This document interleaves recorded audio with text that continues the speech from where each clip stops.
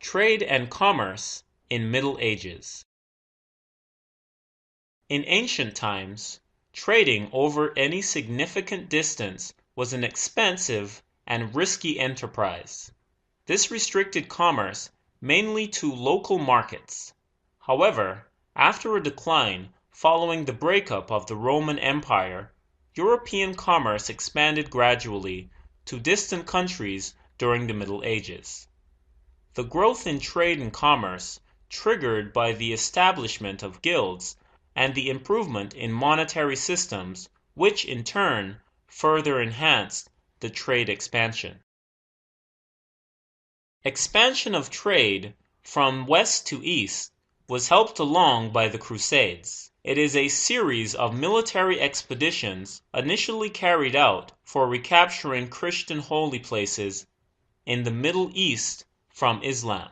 These expeditions facilitated the relations with Eastern countries by developing a taste in the West for their indigenous products.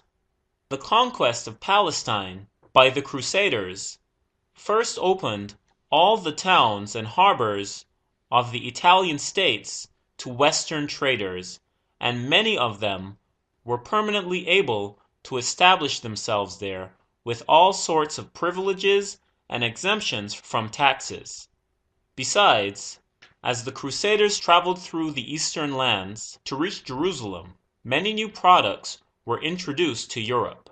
Trade and commerce in the Middle Ages changed to include different products, especially spices, from Cairo and Alexandria in Egypt, Damascus in Syria, Baghdad, and Mosul in Iraq, and other great cities, which became important commerce and trading centers because of their strategic location astride the trade routes in India, Persia, and the Mediterranean.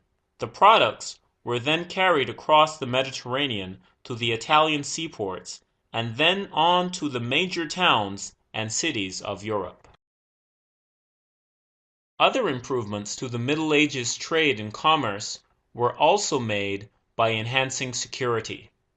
As a consequence of the growth both of commerce and of urban communities, guilds began coming into being on the European continent in the 11th century, and in England after the Norman conquest. Merchants traveled from market to market in foreign countries, and, for the sake of mutual protection, a group of merchants from the same city often banded together in a caravan. The members of a caravan elected a leader and made rules that they pledged to obey. The name of such a caravan was guild or Hansa in the Germanic countries of Europe. In countries speaking languages derived from Latin, the term was caritas or fraternitas. Under the leadership of such guilds, the coasts were protected from piratical incursions, and lighthouses were erected at dangerous points to prevent shipwrecks. Besides, the members are obliged to stand by each other in legal disputes in which any might engage. In this way, treaties of commerce with foreign nations, including even the most distant, were able to guarantee the liberty and security of traders abroad. As commerce and trade, especially long-distance trade, became safer and more general, the expansion of trade advanced further. Before the collapse of the Roman Empire, urban centers everywhere in Europe once prospered, and many monetary systems were established. For example, through the banning of private or unauthorized minting, the first important standardization of sizes, weights, and values of coins was inaugurated under the Roman Empire. The banking system was so highly developed that its bankers could accept deposits of money, make loans, and purchase mortgages. After the collapse of the Roman Empire, however, the minting again went into chaos, and the banking system also declined. Yet, by the beginning of the 11th century, trade revived and towns began a 3-century growth spurt. The coinage and banking activities also began to resume.